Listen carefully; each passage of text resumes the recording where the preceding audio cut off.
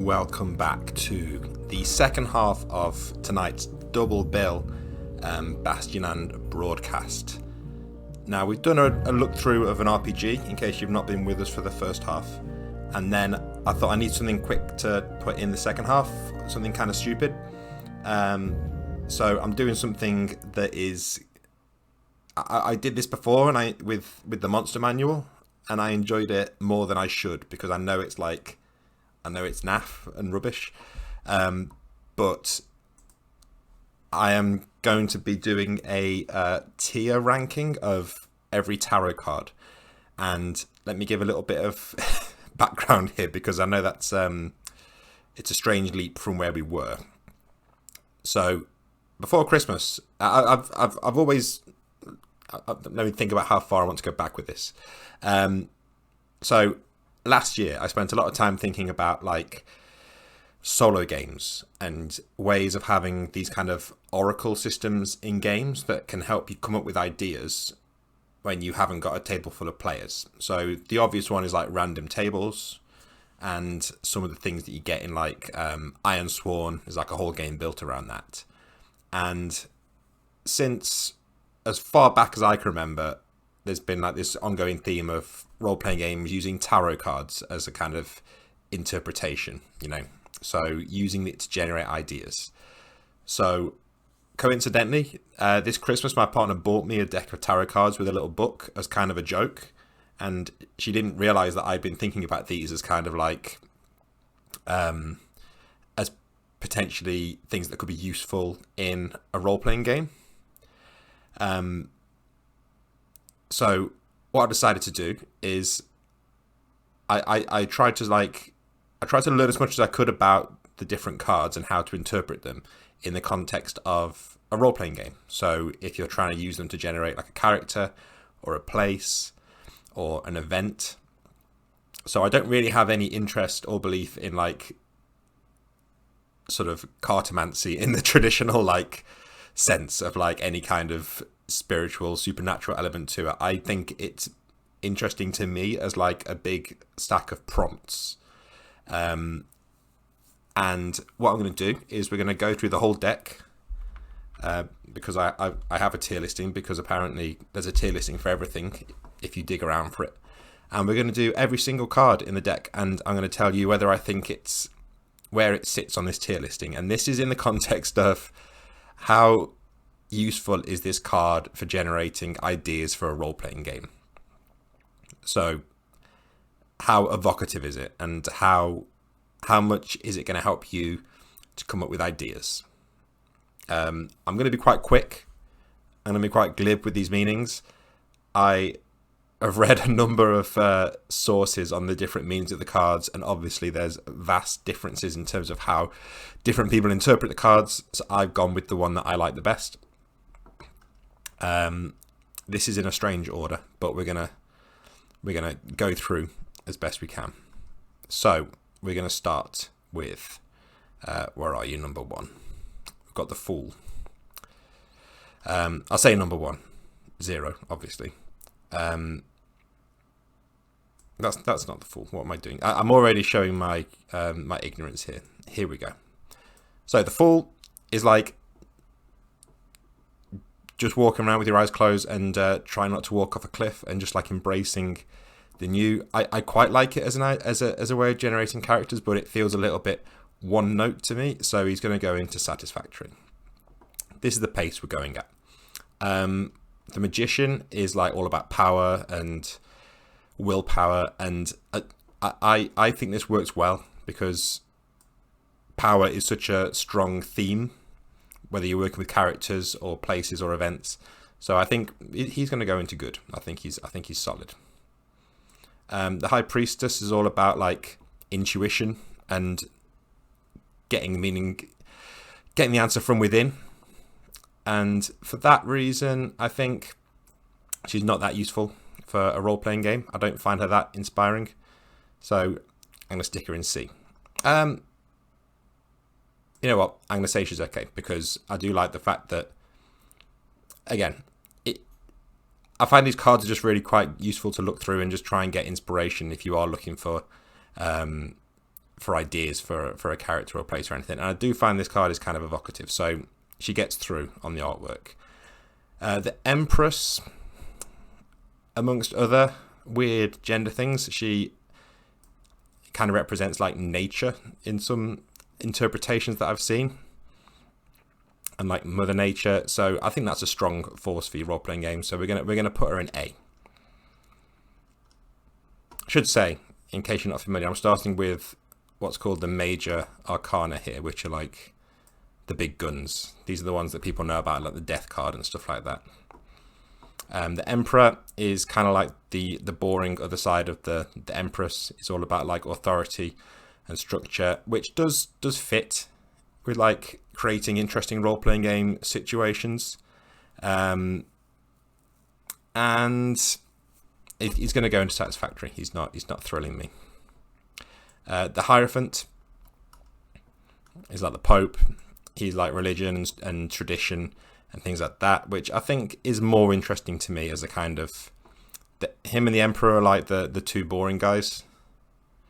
So I'm gonna go with I'm gonna put him slightly above, because I feel like there's more potential for like conflict in this kind of like structure, and it almost like bureaucracy and things like that. So it does fit with like the kind of themes that I do like to dip into in Bastionland. The Lovers. There's like two like big interpretations of this that I've seen, and like the obvious one is like lovers as in like two halves of a whole, but then you've also got like temptation and like the whole like Garden of Eden situation. There's a lot going on, nothing that leaps out at me, so I'm actually going to put them into meh. They're going to go into C tier. The Chariot is like the coolest guy in the deck. He's got a chariot pulled by a black sphinx and a white sphinx. The meaning is like, I find the meaning less interesting than just like the cool concept of this guy riding a chariot. It's like direction and like control, and it's kind of a bit, doesn't quite appeal to me. But he's getting into good based on the quality of the artwork. Strength, I find this one a bit. I find the ones that are just an abstract concept kind of less appealing. You know, I like the ones that are a specific thing, a specific concrete person or thing. So strength being this abstract thing that's represented by, you know, a lion getting calmed down. It feels weird. It feels like off-brand to me, which I've kind of gone from thinking that was kind of weird to slightly coming around to it. So it's strength usually in like the sort of inner strength, like alternative methods of strength, control over your animal side. So I think it's good. We haven't got any great yet. I'm going to be strict on what goes into great. Once we're through the major arcana, these are in like the correct order. The Hermit, I think he's pretty solid. I identify a lot with the Hermit. I do want to like put a cloak on and a staff with a lantern and go and live in a mountain. Is he S tier? He works because for me, like, I didn't need to like learn the meaning of what the Hermit card represents. Like it's straightforward, and it's multi-layered, and yeah, it's about going out and being on your own and searching for answers within. But does it make for a great role-playing game thing? I think it can. I think a Hermit character is always kind of fun to me. So he's going to be our inaugural entry into the S tier. The Wheel of Fortune I do like. I think it's got a lot going on. So the Wheel of Fortune is like some good shit's going to happen to you, but then it's going to turn around and some bad shit's going to happen to you. And you know, don't worry about it too much. So let's... it's a bit like abstract for a role-playing game inspiration. I think I would struggle to think of like a place or a person based around this card. So it's not quite meh, because I think it's got a lot going on visually, but we're going to keep it in Satisfactory. The Hanged Man, he's kind of smug. So it can mean the obvious thing of like martyrdom and things like that. I did see one interpretation that was like seeing a new perspective. So like literally turning yourself upside down to get a new perspective. I don't know. He's mysterious, and in a way I respect that. And he's got lots of different interpretations. We're going to put him in good. My rankings are going to become more off the wall as I go. I'm already like deteriorating from the original theme of like RPG inspiration, and I'm just giving my interpretations of these cards and my just gut feeling. Justice, she is good. So Justice is obviously like someone getting their comeuppance or someone getting their just reward. So it's like kind of the opposite of the Wheel of Fortune in many ways. It's like a sense of like cosmic order as opposed to just like a wheel turning. I like Justice, but I'm not going to put her in S tier because I feel like there's a few other cards that step on her toes later on. So she's not got that niche protection that we want. Death. Now Death is like he's the big guy. He's the elephant in the room. Everyone knows the Death card, and everyone knows that the Death card isn't like a bad card. It means change and like transitioning to a new state. Now he is like awesome because he's like a skeleton riding around on a horse, and I respect his flag. I do. I think the card is good. And again, this is just one style of tarot deck. This is the most famous, like the Rider-Waite deck. I'm gonna put him in good because this concept of like change or changing to a new state, I feel like that is ripe for like a role-playing game scenario. Temperance. So this is about if your porridge is too hot, add some milk to it, and if your porridge is too cold, put it in the microwave, which is solid advice, but it doesn't get me especially pumped up for adventure. So Temperance, I don't know, you can go in meh, you're fine. I like that Temperance is between Death and the Devil, so you know she deserves a bit of my respect for that. The Devil, now it's cool that there's a Devil card in there, obviously, and you know it's the metal card in the deck between him and Death. But again, he's kind of like I haven't quite got a solid grip on what it's meant to represent. Like there's this whole thing about like, I'm gonna say bondage, but I mean bondage in the literal sense. So being like bound to something, or like an addiction, and like physical temptation. But it's all just a bit, I don't know. It feels weird. Like it doesn't inspire me. It feels like weirdly old-fashioned in a thing that is deliberately trying to feel older than it is, I think, in many ways. Like tarot is trying to often people try and represent it as this like ancient thing more so than it is. But the Devil just feels kind of weird. I've never been especially a big fan, so I'm sorry, Devil, you're going in meh. Now the Tower. This is like, so Tarot 101 is like you learn that the Death card is not bad. Tarot 102 is you learn that the Tower card is like, this is the real Death card. So it's like an upheaval and like a sudden catastrophe that's going to cause change. It is pretty like awesome. And I just like that it's in there. I know that there's ways to interpret it positively if you are using it as like a reading. But if you are using it for like a role-playing game thing, like you want to know what's happening in this area and you pull the Tower card, it gives you something to work with straight away. So yeah, and it's got, you know, imagery, the Tower, it's easy to interpret that into something physical. Tower's great. Then we've got the Star, which is like hope and like knowing that something good is on the horizon. It's a bit passive for me. For like a role-playing game card, we're going to keep it in C. We're not going to go down all the way down. The Moon card is cool. Like, it's got a dog and a wolf howling at the moon, and you can't see it, but there's like a crayfish sneaking up on them. And you got to respect imagery like that. So the Moon card is solid. It represents like mystery, I think, and like there's a bit of like intuition, but also like the unknown and darkness, and it's a little bit muddled for me. But I do like the inclusion of a crayfish, so he's going into A. The sun, the sun is just like positivity and energy, and it's got like a cherub riding around on a horse. I don't know.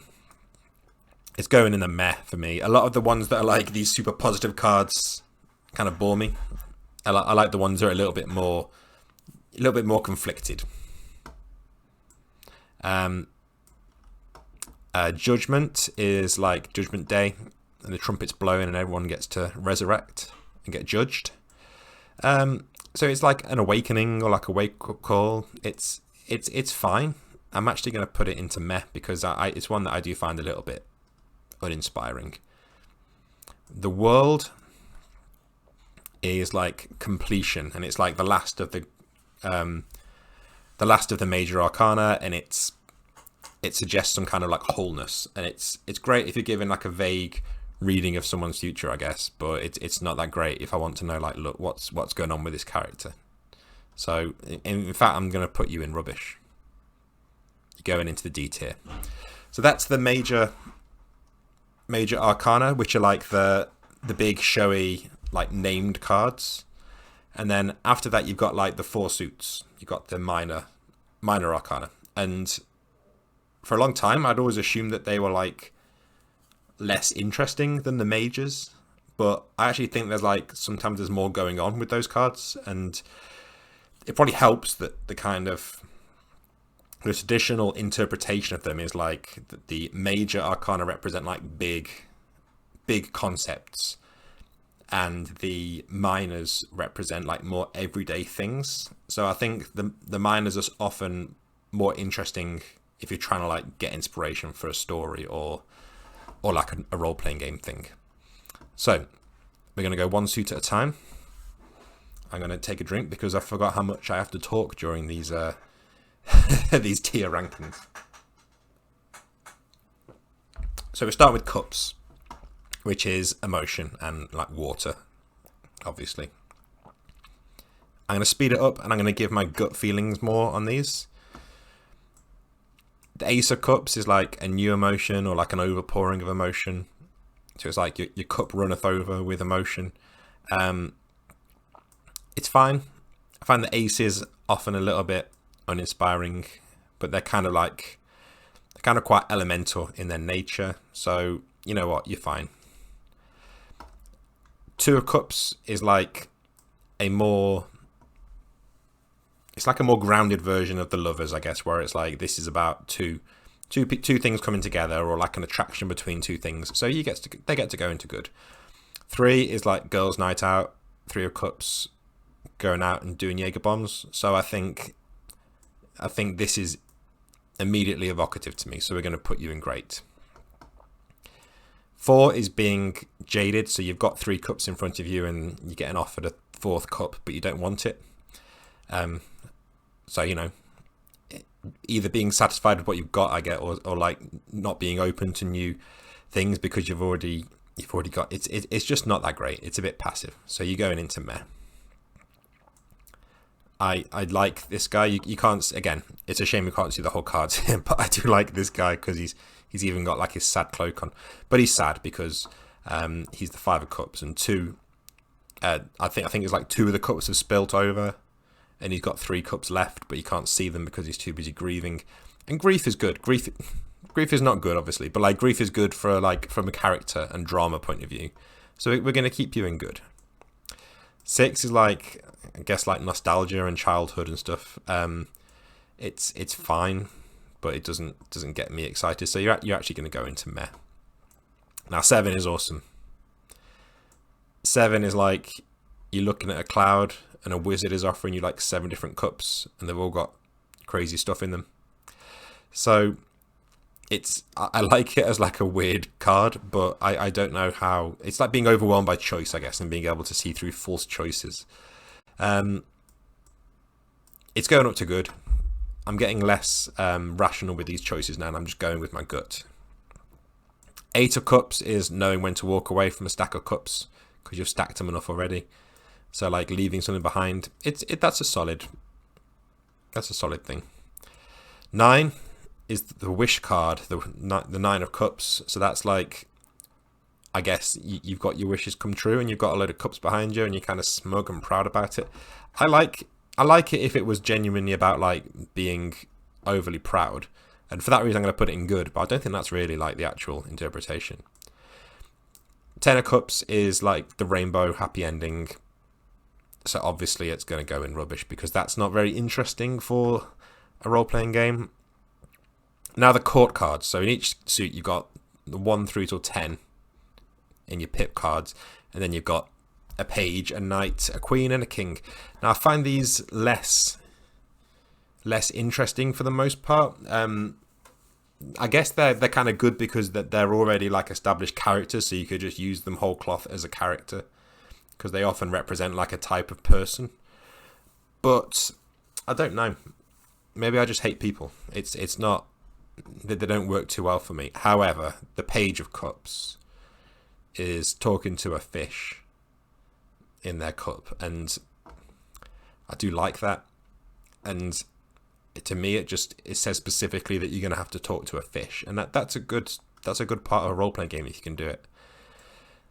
The Knight of Cups is like the romantic, which I guess is kind of a good archetype, like the chivalric romantic knight in shining armor. It's fine. He's going in satisfactory. The Queen of Cups. So I do struggle with the Queen and King. I think that they often like lean a bit hard in on like traditional like masculine and feminine things for me, and it's just a bit one-dimensional. So I don't often find them all that interesting, but I know there's been different interpretations of kings and queens in different decks, but I'm gonna go with my gut. The Queen of Cups, you don't get my vote. You're not rubbish. So it's like a nurturing, someone who nurtures your emotions, I guess. But again, I feel like I feel bad for her that she's being reduced to this. The King of Cups is someone who is in control of his emotions, which is just about as boring as you can get. The Ace of Pentacles. So Pentacles, it gets extra points for me just because it's obviously got a pentagram on it. So it adds to that like occult feel that you've got with all this. Pentagrams represent like practical stuff. It's like the Earth suit. So it could be money, but it's also like anything real and tangible. This is like a new opportunity. It's a bit boring to me. The aces just don't really do it for me. Now the 2 is the juggler. Basically, he's juggling 2 things in a Mobius strip. So he's trying to juggle two businesses or something, and I think that's a good way to make a character interesting. 3 is like crowdsourcing your stained glass window by getting people to help out with it, and it's like community and teamwork. It's a bit boring, but I think it's fine as a role-playing thing. 4 is the Miser. He's pretty good. You can't see, but he's like holding 2 more pentacles under his feet. And he can't move because he's like bound by his greed. That's good. I like all the miserable ones that just talk about miserable people. Speaking of which, 5 of Pentacles is like all about poverty. We're just going to shrink this down ever so slightly so I can see more. 5 is all about poverty, which is obviously terrible, but it does kind of makes for high drama, I guess. But it's a tricky one to do well. So it's about need and like needing help. I like it as a card. For role-playing games, it's just going in satisfactory. 6 is like generosity. So it's like whoever was designing the deck felt bad for putting that in. Charity and generosity, no, that's just a bit boring. 7 is when you've been digging up the garden all day and then you look at what you've done and you think, was this worth it? It's quite good for like creating some interesting questions, but it's a bit meh for like creating a memorable event or character, I think. 8 is like just knuckle down and get the work done. It's another boring one. 9 of Pentacles I do like because she's got like a falcon. She's got a garden with coins growing out the ground. It's about like prosperity and stuff and like lording it up a little bit, but in a quiet way, just like enjoying your fancy vineyard that you live in, but not being a dick about it. 10 is about like, I guess like legacy and like inheritance and stuff, and it's fine, but it's not getting me pumped up. Now the court cards again, it's rough going here. So the page is often like a scholar or something. I think that's good, like someone who's learning their craft. The knight, every description I've read of like the Knight of Pentacles is like, if you're doing like a traditional reading, it means like someone boring and dependable. So I kind of like that it's like, it's just an outright boring guy. And if you lean into that really hard, I think it's good. Because I do like a boring character. Like anyone that's played one of my games will know this. The Queen of Pentacles is like, I guess like the hostess with the mostess. She wants to like look after people and give you some food. I would enjoy visiting her house, but she's not getting me excited. And the King of Pentacles is like the CEO, which is fine. Right, 2 suits left. I think we've got the best suit coming up, which is swords. Because everything I've read to try and like get to grips with the 4 suits is like, oh yeah, there's commonalities between suits. So like it will say, yeah, so the 4 of each suit normally means like stability, and it's like, okay, cool. And it'll say like the 8 can represent like motion and something. And then the amount of times I've done this, and then I look at the swords, and I'm like, how does the swords fit into this? And they just play by their own rules. I'm sure I'm just misunderstanding it, but and I like that they've just got some of the harshest, most brutal cards in here. So the Ace of Swords is like, so swords kind of represents like, it can be like communication, but it's also like knowledge, it's air, it's logic, it's like cold, brutal, yeah, cold, brutal logic, I guess. And the Ace, it's a bit meh. It's like a new idea, or like a truth or something, but here we go. Now we're into the good stuff. And it's got just some of the coolest imagery. So you've got like the blindfolded woman with 2 swords, so it's like a dilemma, or like a duality, or like an indecision or a stalemate. It's a good ripe for drama situation. 3 of Swords is like, it's the weak link of the suit. It just kind of makes me laugh. It looks like, it just looks so rubbish compared to the rest of them. It's like heartbreak and grief, but it's like literally swords being stabbed into a heart. It looks like kind of a dodgy tattoo rather than like the rest of them. 4 is great. It's the tomb. I don't know why I like it so much, but I like that it's like, you got the 3 swords on the wall and 1 on the sarcophagus, and it's like resting or like regenerating or something being dormant, which I think is good fodder for like an adventure, like a starting point. 5 is, again, there's been quite a few interpretations of this one that I've seen, but it's kind of like conflict, but then it's like the price of victory, or like what happens to the people on both sides, whether they've won or lost, like what's the cost of the conflict. So it asks some kind of interesting questions that can be rife for making an interesting sort of RPG scenario. 6 is about packing up your swords and moving on, which is okay. Doesn't get me too excited. 7 is about stealing everyone else's swords while they're asleep. So again, that's good.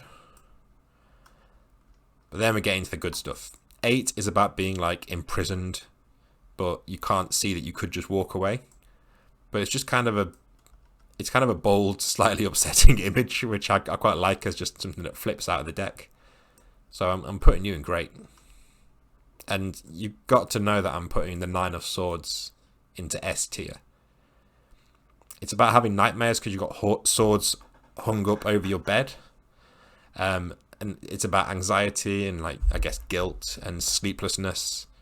and it's just such an evocative image. And the 10 of Swords is about getting 10 swords stabbed into your back. It's almost S tier. I don't know, is it S tier? I think it is.